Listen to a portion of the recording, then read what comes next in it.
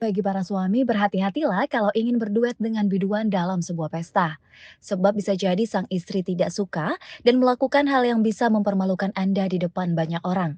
Hal itu seperti yang terjadi pada seorang lelaki yang mendadak viral di media sosial pada Rabu 18 Mei 2022.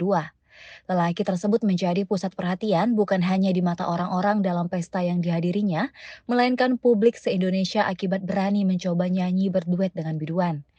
Tapi saat lelaki itu baru mulai menyanyi, sang istri di bawah panggung sudah berdiri emosi. Bahkan si istri sampai mengambil kursi tamu dan hendak dilemparkan ke sang suami. Kontan saja, perilaku suami istri tersebut mengundang derai tawa para undangan. Warganet pun ikut geli melihat video istri yang marah karena sang suami hendak berduet dengan biduan. Berpuruk sendiri dalam hampa, dan kau datang merubah cerita.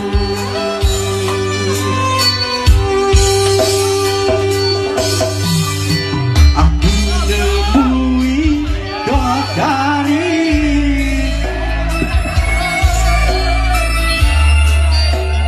melangit, karena aku terpuruk sendiri. Terima kasih sudah nonton. Jangan lupa like, subscribe, dan share ya.